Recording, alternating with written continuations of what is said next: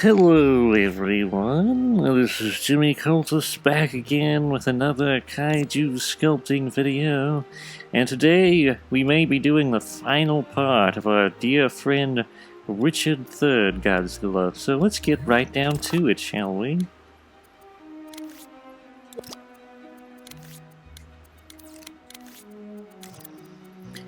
This may be the last sculpting video we do for a while, unless, you know, something else comes up. The sculpting videos don't do especially well, as I have mentioned before.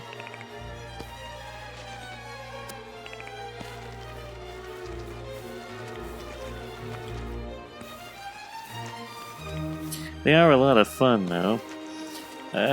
Even though some of our tutorials don't get many views, we kind of consider those, what is the word? Core content? It's kind of the primary reason we're here, is to show people how to use the Dreams tools and whatnot to the best of our ability. I mean, we have certain blind spots.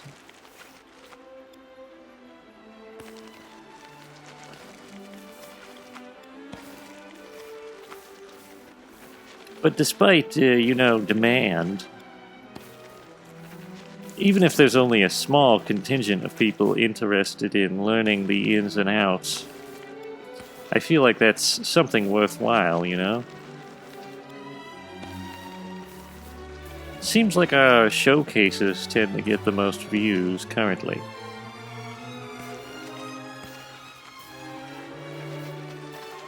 Someone on Dreams was requesting something rather interesting.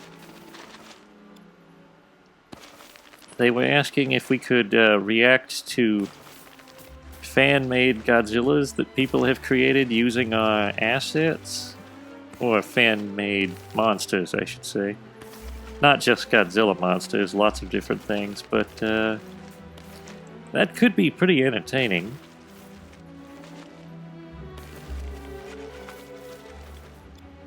So, if anybody has any thoughts on that subject, like if you'd like to see that, maybe we could ask people, do a poll, I don't know. I feel like it could be fun. Because some of them are funny, some of them are actually surprisingly good, and well, you know, there's always something fun in the mix, I think, in that particular scenario. Also, it's a little bit more bite-sized and easier than reacting to full Dreams, because Dreams, you know, some of them are quite long and could take nearly an hour to play, or even longer than an hour. Some, you know, could take several hours. Stuff like, what's it called? Yeah, title escapes me.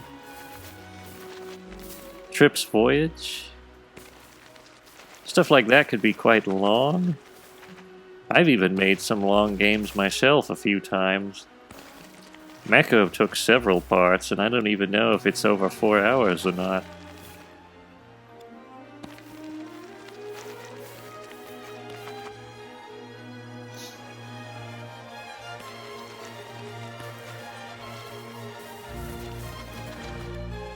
Liminal, I think, is another long one, if I'm not mistaken. That word liminal sure is popular lately.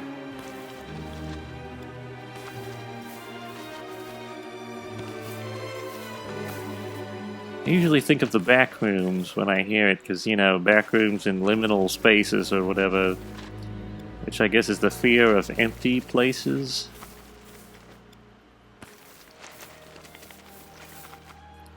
Something like that. Can also mean minimalist architecture. I'm not the biggest fan of minimalist architecture. I suppose it is kind of scary in like a train wreck sense.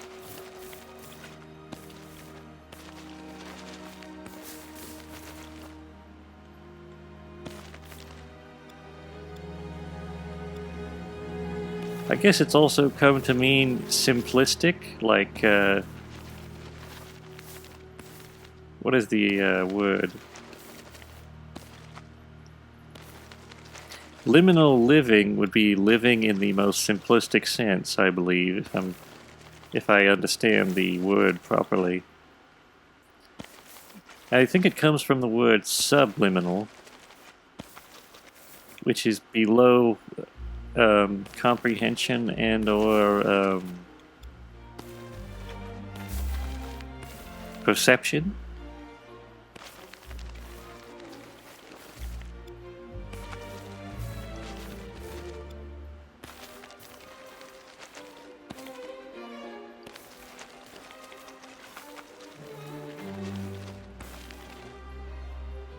But I tend not to like to use certain words like that. Not that I have anything wrong with the word per se. You know, liminal is a word. We have many different words, and words are just words and all that. But the issue I see with using popular phraseology is it can kind of make your game not stand out as much and make it feel a bit dated. You know what I mean?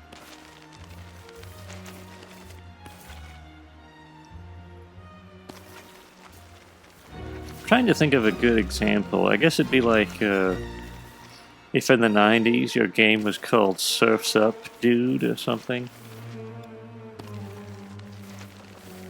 Or Totally Tubular, you know? It might not stand out so much, and I find liminal is sort of like that, where... and to be fair, I'm not saying that the games people make are bad just because the title maybe is a bit, you know, a popular phrase or whatever. Some of these games are probably quite good. I'm just saying I probably wouldn't do it, just, you know, myself.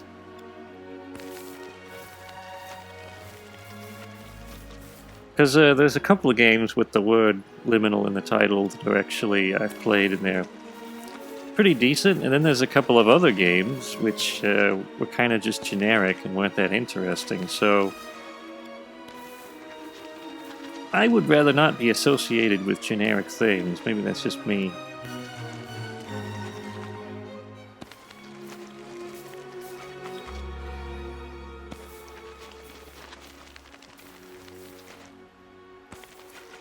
Big Pier, I believe, if I'm remembering the name correctly. There's a lot of people I get scrambled in my brain, you know. He made a game with liminal in the title, Liminal Life, I believe, and it was interesting. I generally liked most of his creations. I don't have the time to do very deep dives. Some of them I've played all the way through. I think the dinosaur one I played almost to the end, but the main thing that I have an issue with Dreams is these creations. Some of them are really fun, and I'd like to do the entire thing, but it's like I'm just on a tight schedule all the time. It's like, oh, but before you play this, Jimmy, you have to finish Orga or whoever. Biolante's not gonna make himself, or herself, I guess. Biolante is a she. Or that new Sammy Seal map, you know, isn't gonna finish itself. I am working currently on multiple projects, Godzilla and Sammy Seal being the primary focus. Sammy 4, believe it or not, is in production. I've made several maps for it. It's going to be a little bit more similar to the Fall Guy of Rome. It's going to have more traversable locations.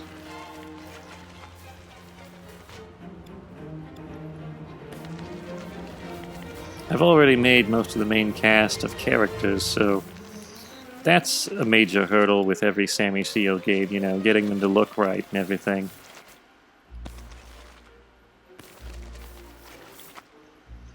It may be the last Sammy Seal game I make, depending on, you know, depending on what happens. I don't know. We'll see.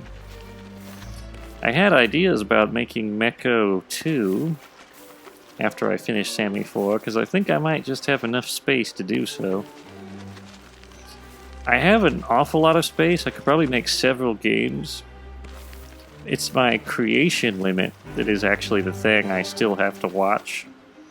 Because there's space as in, there's raw data space, like, you know, gigabytes and megabytes. I have a lot of that. I also have a lot of version space, but what I don't have is creation space. And to clarify, creation space is the number of saved things. Like, if you click on a level, there's the raw data of everything in the level.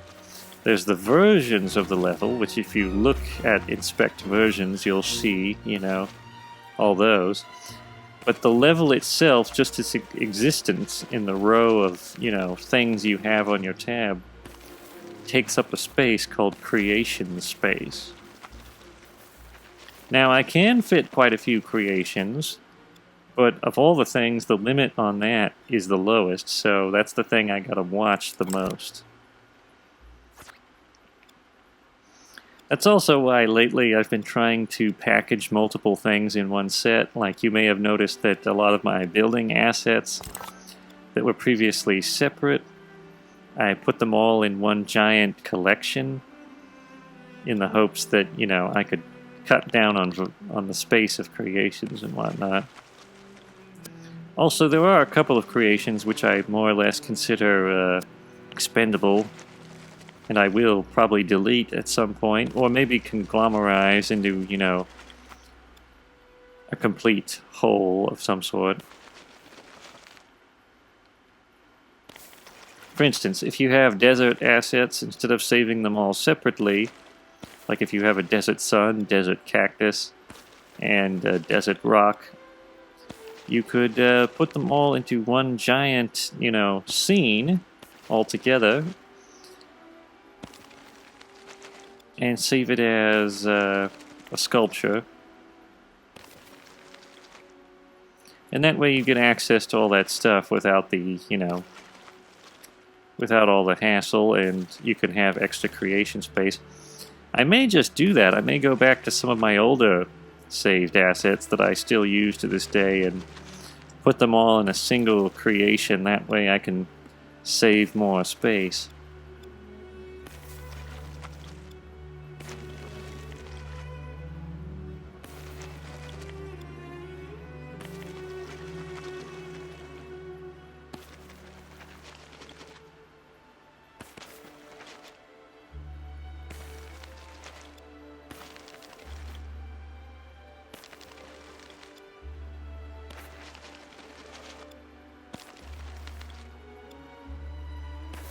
It's really something. But yeah, I could foreseeably make several games, because recently I discovered a way to maximize my space. Because Dreams, around the time that they shut down the, you know, the servers or whatever, or not the servers, but around the time they discontinued support for the game, they kind of limited how much stuff you can have on the cloud, which I was always wondering about that from the very beginning, you know. When I first started playing Dreams, I'm like, how do they store all this stuff? You know, isn't it kind of inefficient to just have so many versions and everything floating around? How do they keep this stuff straight? Well, apparently, it turns out that there is a limit on how much of that you can have, and, you know, they were able to keep it up as long as support was going, but, you know, it's definitely not something tenable when they're starting to distance themselves. I was always a little bit, you know, there are some creations that you really could just delete in Dreams. I know technically, you know, people are like, well, that's someone else's thing. You don't get to decide. There's a couple of things that I'm pretty sure even the creators wouldn't mind if you deleted it. For instance, people sometimes go trophy hunting on Dreams, where they're like, oh, I want to get the achievement for, you know, releasing a level. So they just release, you know, a bland level that is disposable. And they probably don't even care about it. And I think it'd be fine if the MM team, to help free up space, just deleted things like that if they were clearly labeled. Because people do sometimes label them. They're like, I just released this for the trophy. But I guess it would be a breach of rights or whatever to delete it without asking. Maybe you could ask? course, that would be sort of a mammoth task in and of itself, you know, asking all the different people whether you can get rid of their stuff.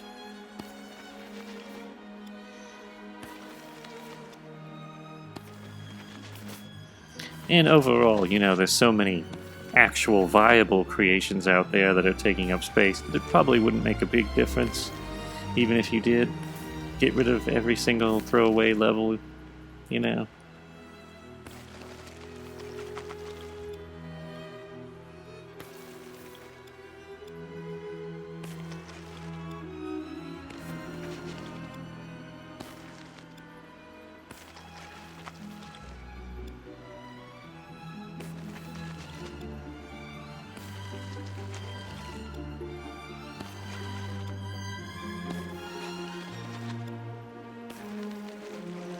There are some older games which I almost wish I could remake, but it's a lot of work, you know, to remake something. Like, there's a couple games that have some really interesting aspects to them, but they're kind of broken and they don't work especially well, or, you know, maybe certain aspects could be improved. Good examples of these are Fetch Quest. I think Fetch Quest... It was one of my first, you know, games where I was starting to try something really big. Trying to have a more wide, adventurous game or whatever. And it's got a lot of funny and interesting stuff in it, but, you know, if you were somebody who is struggling with the controls or the other aspects of it, you know, the glitches and whatnot, it could be quite annoying and it would kind of put a damper on the overall experience. Also, the level design, you know, in some areas could be a bit frustrating. It's kind of hard to believe how much things have improved since then. Not saying that my level design is perfect, but it's definitely gotten better since then. It's a bit more straightforward.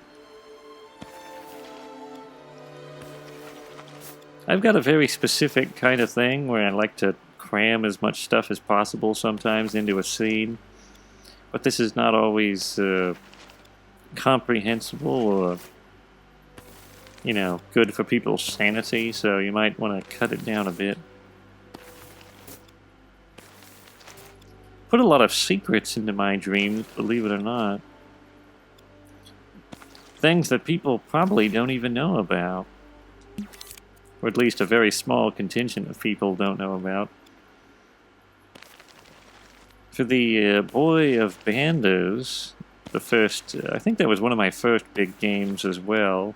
It wasn't exactly as big as Fetch Quest, but it was one of my early ones where I tried to do something with a lot of levels, you know. I think it has 55 levels total, if I recall correctly. But there's actually a lot of secret areas and hidden things in that game that I don't think anybody even knows about. Just because I like putting secrets and stuff.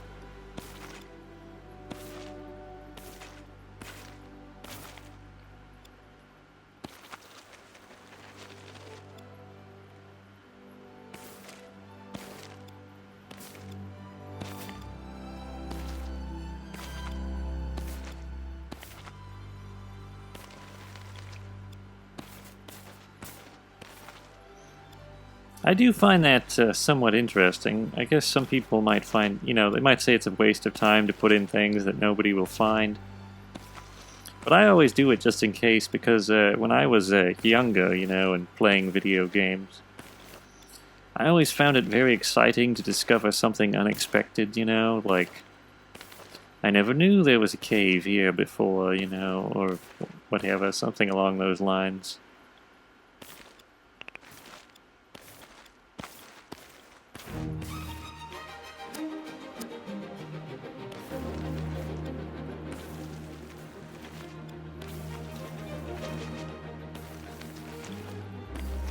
I did want to play some of my games that we haven't recorded yet on the channel as a Let's Play, because we haven't gotten some of them that are, some of the good ones anyway, we haven't played through yet.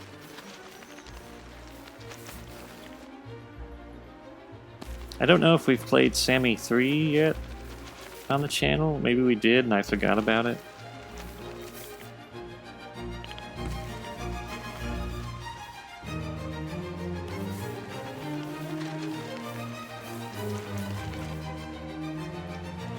What's another one? Oh, Monster Bash. Haven't played any of that. I might play less of that because there's technically a lot of content to wade through.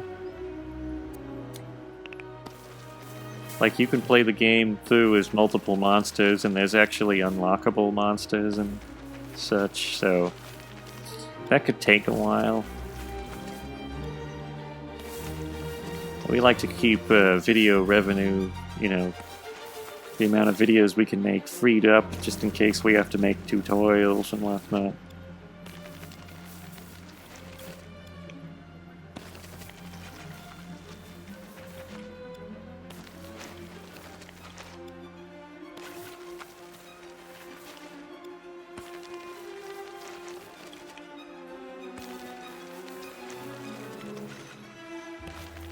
I do think Monster Bash was a major turning point in terms of...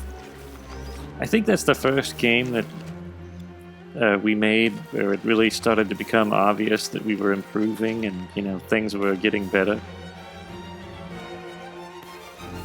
There's like kind of eras, you know? Eras of Jimmy Cultist creation.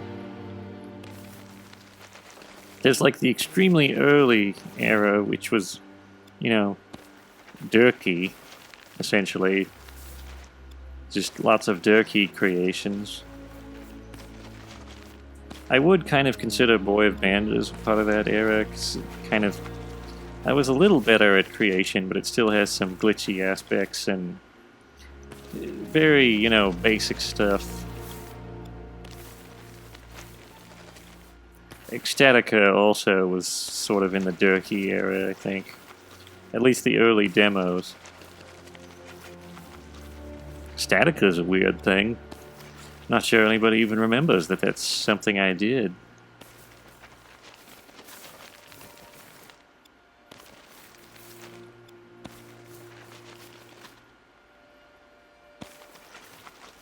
Definitely interesting. I think some of my early games have a different vibe from the later stuff. Maybe something about the experimental aspects of it. Like, you know, I didn't quite know what I was doing, so they're weird, but perhaps in a good way, you know? There's some unorthodox choices, but there's also a really different flavor because of that.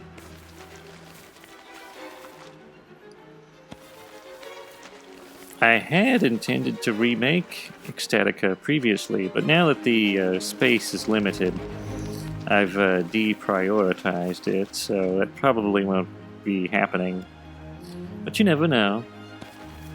I wanted to give it a different title and perhaps, you know, I took a lot of liberties with the source material, because Ecstatica actually is a real game, you know, that existed in the DOS era. But I took a lot of liberties with the story and some of the layouts, and I figured maybe I'd just make a completely original game that has, you know, a brand new story and maybe certain inspirations or elements from Ecstatica. If I was to remake it. I don't know if that's actually going to happen anymore.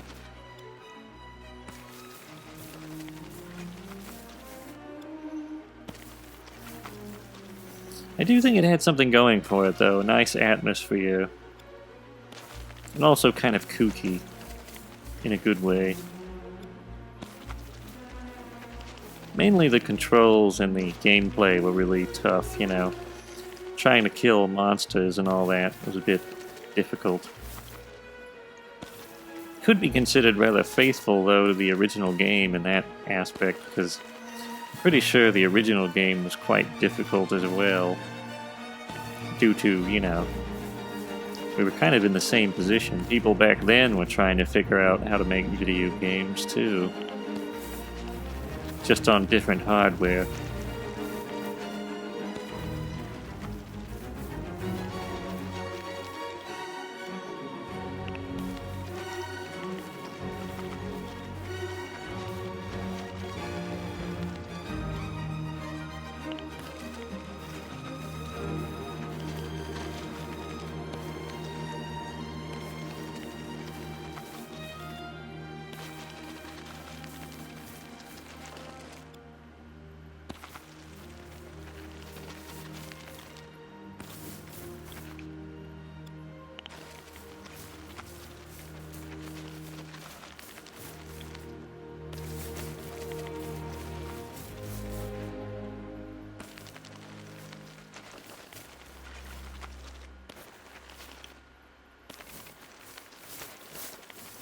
Oh, another thing that probably most people don't remember. I mean, probably some people do. If you're one of the older people of Dreams, you know, one of the early old head people from back in the day, you probably remember Flash Gordon. Another thing that Jimmy made.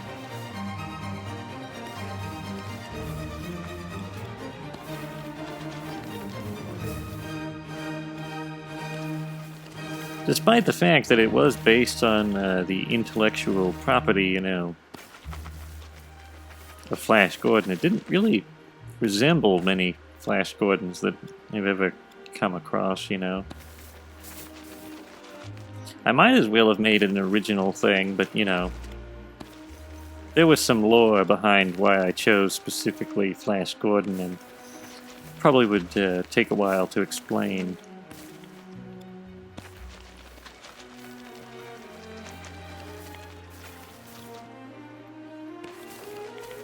But it was less because, you know, famous character, and more because of a, you know, Flash Gordon is a character I liked when I was growing up and whatnot.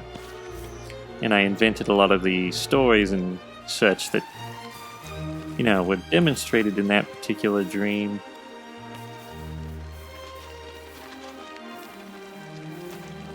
And I just had a hard time removing it from my brain, you know, that, oh, this is, you know, Flash Gordon belongs in this because he's what I always used to use.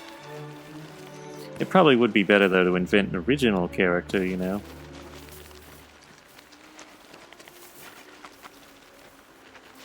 It's already a pretty original setting for the most part.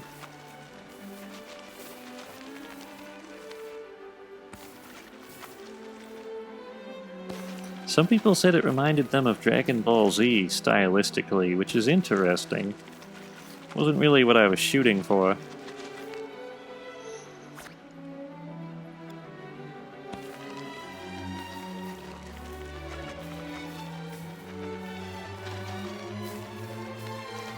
I was actually trying to make it look like how I used to sculpt clay, because believe it or not, almost everything from that dream was based off of worlds and characters I made out of modeling clay when I was very young.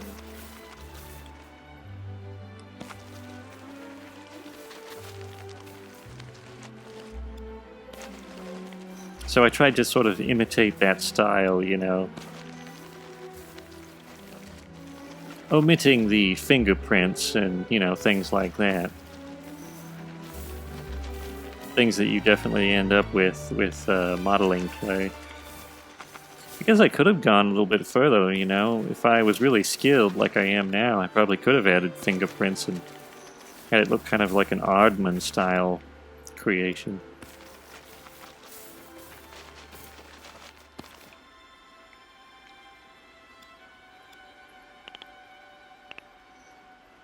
Yeah, my skill level has been catching up for a while. It's been a lot of practice to get here.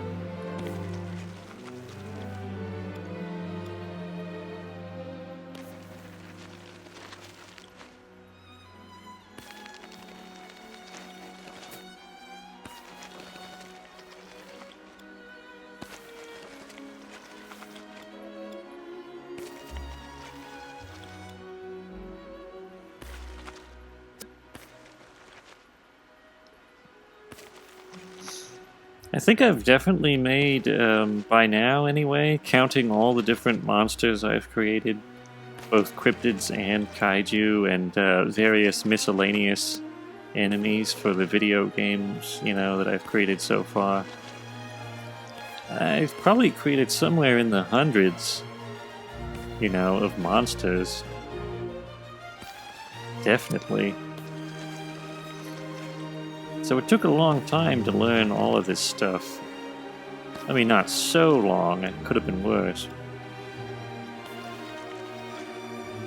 I think it took about a year, maybe, to start getting really good, you know, and making things take off. And by really good, I mean, like, you know, you can tell what you're looking at.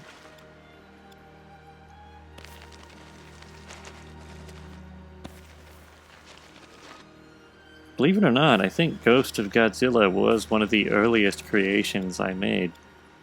Started out as just a really janky versus match between Ghost, Godzilla, and Gigan.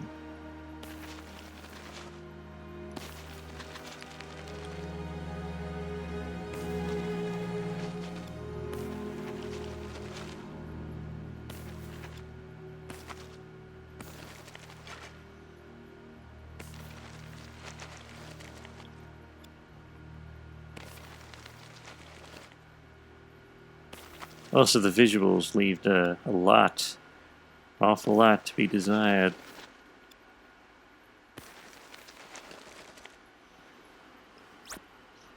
It's kind of fun, though, looking back on the older creations in some ways, because it shows you just how much, things have improved over time.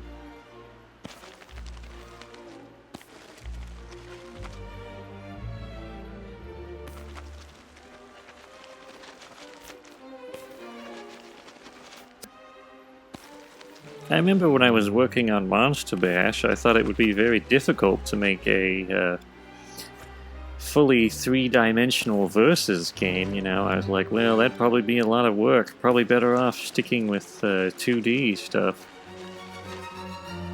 But now I actually have, Godzilla GR or Godzilla's Return.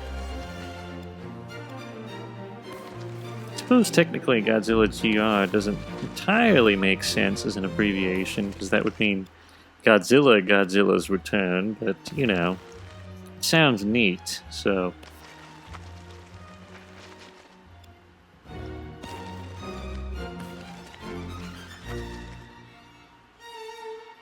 But yeah, I've made a fully three-dimensional fighting game, which, simplistic, perhaps, but very fun in its own little way. It looks very nice, too.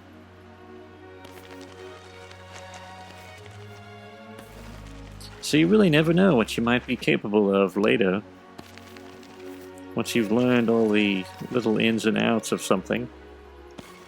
I think Monster Bash definitely was a good learning process. How to inflict status effects and things like that, how to program knockback. When you're working in 2 dimensions, it's less complicated, so it's a good place to start.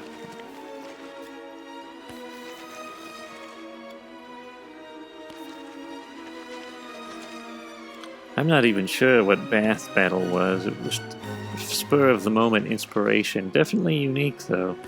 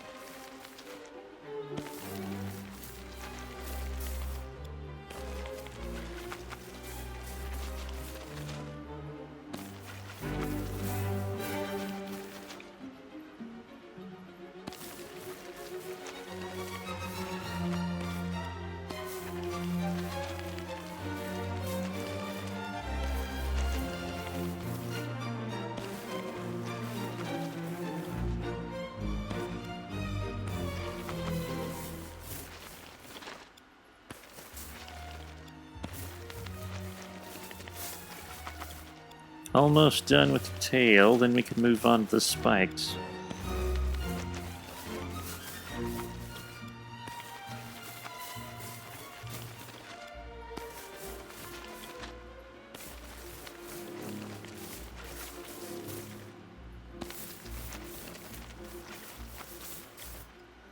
Then we also might add an additional paint job of some sort.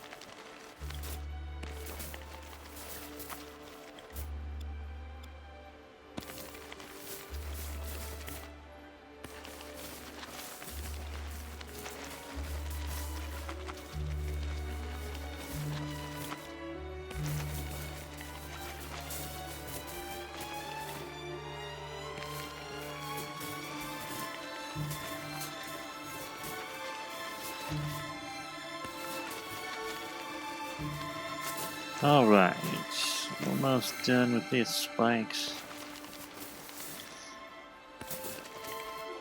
Of course, the back end also has to be done, but you know. Do we have this unclipped? Oh, good. Clipped mirror is always best.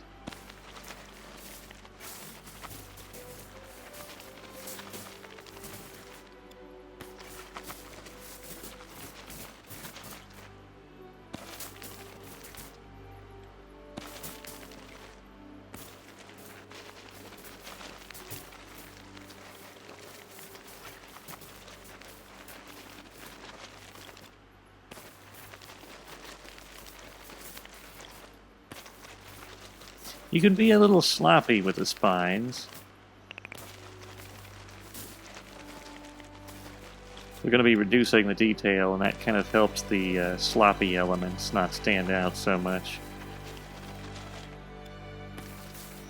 I think the aspect that takes up the most thermo graphically on any monster is probably the tail. I'm not sure why that is, but generally if I delete the tail, it takes a huge chunk out of the graphics thermo. At least 5%.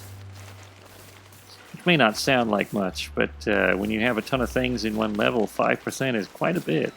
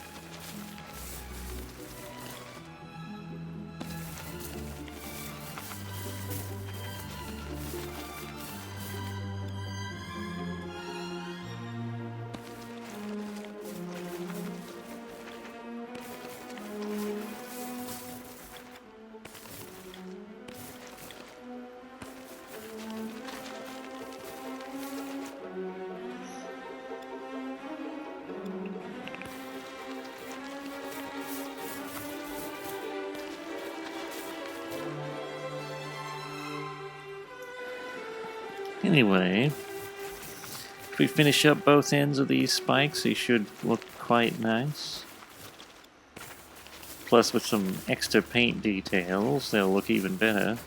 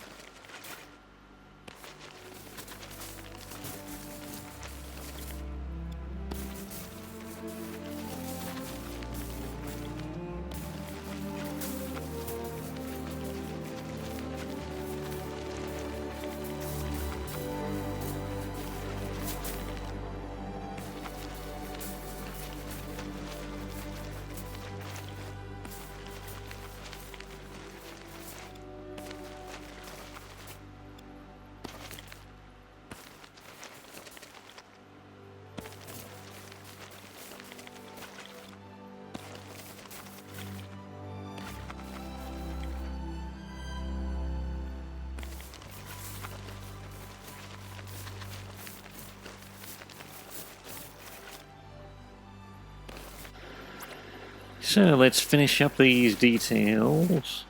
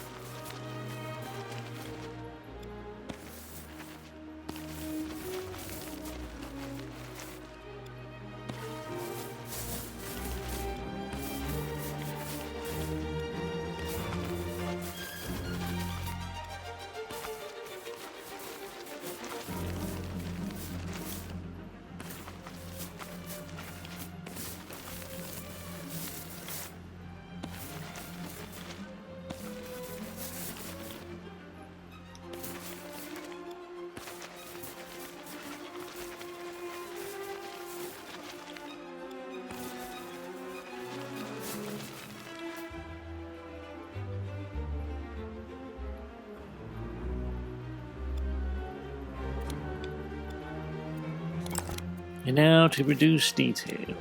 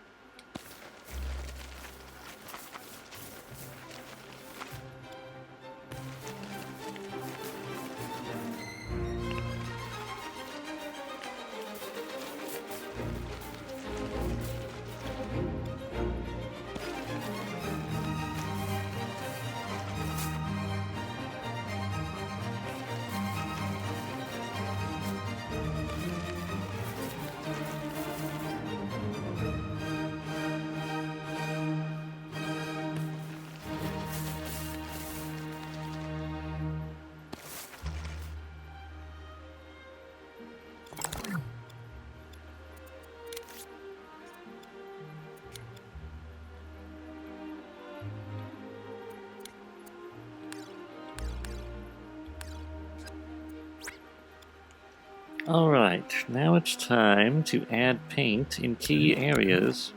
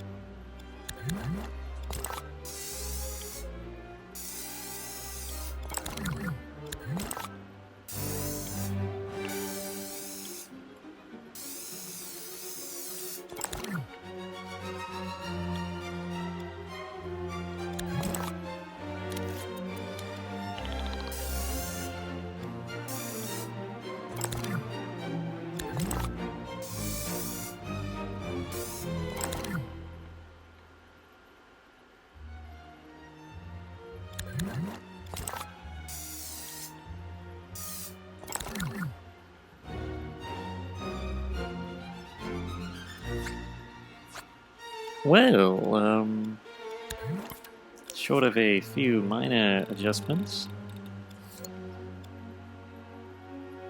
I think I might desaturate him just a little bit.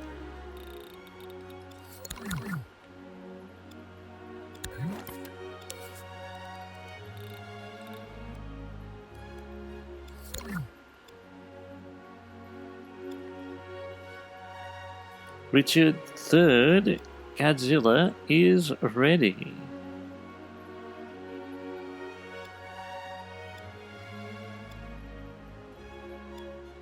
Not bad, if I do say so myself.